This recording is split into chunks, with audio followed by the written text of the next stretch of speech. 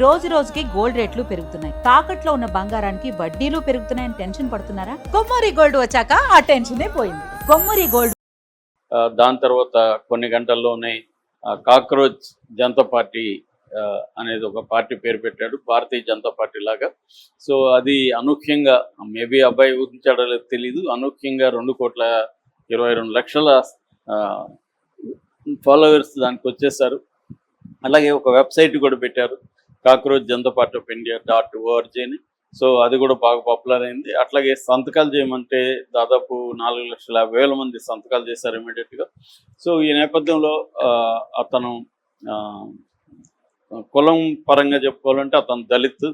అతనే అన్నాడు, నువ్వు ఎన్ని మాట్లాడుతున్నావు, నువ్వు అసలు ఏ కులం వాడివి ఏంటి అనేది అతన్ని ప్రశ్నించినప్పుడు అతను ఓపెన్గా నేను దళితే, నేను దళిత్ కులము, మహారాష్ట్ర మాది సో అని డిక్లేర్ చేశాడు. దాని తర్వాత అతన్ని తొక్కేయాలని బీజేపీ వాళ్ళు రకరకాలుగా అతని మీద మామూలుగానే ఎవరైనా ఇది చేస్తే వాళ్ళకి ముద్రలు వేయడం అనేది మనం చూస్తున్నాం. అర్బన్ నక్సలైట్ అని, రాడికల్ అని, పాకిస్తాన్ టెర్రరిస్టులు ఉన్నారని తను వెనక, దీంట్లో చేరిన వాళ్ళందరూ కూడా పాకిస్తాన్, బంగ్లాదేశ్ వాళ్ళని ఇలాగ ముద్రలు వేయడం మొదలుపెట్టారు. దాని అంతా కూడా అబ్బాయి గట్టిగా ఎదుర్కొన్నాడు. ఎందుకంటే అబ్బాయి ఇవన్నీ అనుభవం కూడా ఉంది, సొంతగా పనిచేసినప్పుడు ఎదుర్కొని ఇది ఇక్కడతో ఆగదు. ఎప్పుడైతే నీట్ అండ్ సిబిఎస్ఈ సిలబస్లు ప్రాబ్లం అయినాయో ఆ కోర్సులకు సంబంధించి విద్యార్థుల్లో చాలా పెద్ద ఎత్తున ఉంది.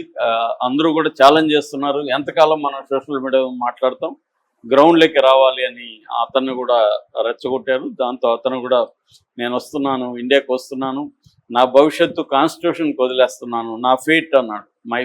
I'm leaving my fate to the constitution of India. అంటే నేను జైలుకి వెళ్తానా, ఎందుకంటే అతనికి అప్పటికే బెదిరింపులు స్టార్ట్ అయినాయి, డబ్బులు తీసుకుని నువ్వు సైలెంట్గా అయిపో అని అతని ఫోన్లు రావడం మొదలుపెట్టాయి. వాళ్ళ ఇంట్లో వాళ్ళకి బెదిరింపులు మొదలైనాయి. వాళ్ళ ఇంట్లో వాళ్ళు ఇప్పుడు ఆ ఊరు వదిలేసి, ఆ సంభాజీనగర్ వదిలేసి ఎక్కడికో అజ్ఞాతంలోకి వెళ్ళిపోయారు.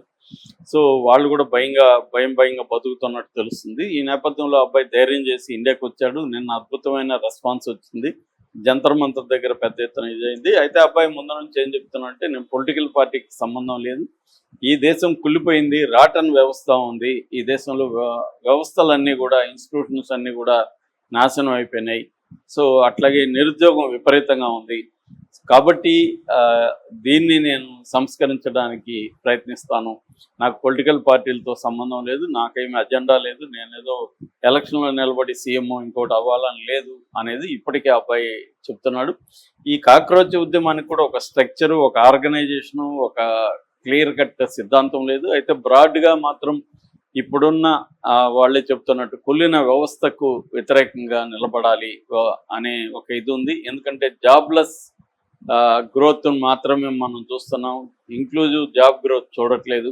నేను ఇంతాక ఒక వీడియోలో కూడా చెప్పాను, దాదాపు మనకి ఏజ్ 15 నుంచి 35 వరకు ఏజ్ గ్రూప్ యూత్ 65 crores ఉన్నారు. ఇది ప్రపంచంలోనే హైయెస్ట్. ఇందులో 29% అన్ఎంప్లాయ్మెంట్ ఉంది. ఎవ్రీ ఇయర్ 80 లక్షల మంది గ్రాడ్యుయేట్స్ మన దేశంలో తయారవుతున్నారు. అందులో 15 lakh గ్రాడ్యుయేట్స్, ఇంజనీరింగ్ గ్రాడ్యుయేట్స్. వీళ్ళకి ఉద్యోగాలు ఉండే పరిస్థితి లేదు. 83%కి స్కిల్స్ లేవు. సో ఈ నేపథ్యంలో వీళ్ళందరూ ఇప్పుడు కాక్రోచ్ పార్టీలో చేరారు.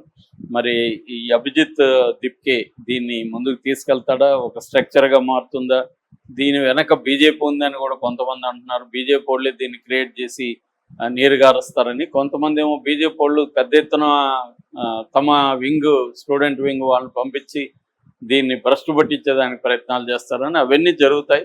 అట్లాగే దీన్ని కాంగ్రెస్ కానీ మిగతా ప్రతిపక్షాలు కూడా ఉపయోగించుకునే అవకాశం ఉంది. దీని అన్నిట్లో నుంచి ఇది ఒక ఆర్గానిక్ ఉద్యమంగా ఎలా ముందుకెళ్తుంది, దాంట్లో ఇతని పాత్ర ఏముంది, ఇతన్ని బెదిరింపులకైతే ఇప్పటివరకు భయపడట్లేదు. అతను నిన్న కూడా ఒక ట్వీట్ చేశాడు, మా అమ్మ నాన్నలను చూసి 1 year అయింది, నేను మా అమ్మ నాన్నల ఇంటికి వెళ్తున్నాను, మా అమ్మ నాన్నలను తీసుకొని మా సొంత ఊరికి వెళ్తున్నాను, వాళ్ళని అక్కడే మళ్ళీ ఉంచుతాను, నేను కూడా అక్కడే ఉంటాను, అక్కడి నుంచి ఉద్యమం స్టార్ట్ చేస్తానని చెప్తున్నాడు. కానీ నాకు తెలిసి అక్కడ అంటే మహారాష్ట్ర సంభాజీనగర్ నుంచి ఉద్యమం చేయడం కష్టం. ఖచ్చితంగా అబ్బాయి తిరిగే అవకాశం ఉంది. ముఖ్యంగా ఢిల్లీ, ముంబై ఇలాంటి నగరాలకి అబ్బాయి తిరిగే అవకాశం ఉంది. అంటే సమీకరించడం, పోరాడడం అనేది అంబేద్కర్ ప్రధాన గోలు. దాన్నే ఇతను ఫాలో అవుతున్నాడని అర్థమవుతుంది. సో ఈ నేపథ్యంలో అభిజిత్ దిప్కే ఫ్యూచర్ ఎలా ఉండబోతుంది, అతని బీజేపీ ప్రభుత్వం అరెస్ట్ చేస్తుందా, ఎందుకంటే అతని మీద ఆల్రెడీ 2 పిల్స్ కోర్టులకు వెళ్ళాయి. ఒకటి అలహాబాద్ హైకోర్టు, ఒకటి సుప్రీంకోర్టు. ఆ రెండింటిని కూడా కోర్టులు కొట్టేశారు. ఇప్పుడు కేసులు పెట్టాలంటే మనకి వాళ్ళ కేసులు దెబ్బలు, అదే రాజుకు అనుకుంటే దెబ్బలు కుదవలాగా ప్రతి ఒక్కరి మీద కేసులు పెట్టి వేసేస్తున్నారు. అలాగే ఈ అబ్బాయి మీద పెడతాదా ప్రభుత్వం, లేకపోతే ఈ అబ్బాయి మీద పెడితే ఇంకా పెద్ద ఎత్తున ఉద్యమం వస్తుందని ఆగుతుందా? ఎందుకంటే ఈ ఉద్యమం దెబ్బకి ఇప్పుడు కోర్టులు, జడ్జిలు కూడా భయపడే పరిస్థితి వచ్చింది. ఎందుకంటే సాక్షాత్తు సుప్రీంకోర్టు న్యాయమూర్తికి ధిక్కరంగానే ఈ ఉద్యమం బయలుదేరింది. అందువల్ల ఆ సుప్రీంకోర్టు న్యాయమూర్తి కూడా దీని మీద మళ్ళీ మాట్లాడడానికి కూడా ఆయన నిరాకరించాడు. వీళ్ళ మీద కేసు పెట్టడానికి కూడా ఆయన ఒప్పుకోలేదు. సో ఎందుకంటే ఇంకా అది పెద్దదవుతుంది, తాను బ్యాడ్ అయిపోతాడని. ఇప్పుడు కూడా అతను విలన్ అయిపోయాడు ఒక రకంగా యూత్లో. సో ఈ అభిజిత్ దీప్కి ఇక్కడ వరకు ఈ ఉద్యమాన్ని తీసుకురావడం వెనక మాత్రం ఖచ్చితంగా ఇతని నాయకత్వం, అనుభవం, సోషల్ మీడియాలో తనకున్న జ్ఞానం ఇవన్నీ కూడా పనిచేస్తాయి. సో ఇక్కడ నుంచి అతని భవిష్యత్తు ఏందనేది మనకి త్వరలోనే ఒక క్లారిటీ వచ్చే అవకాశం ఉంది.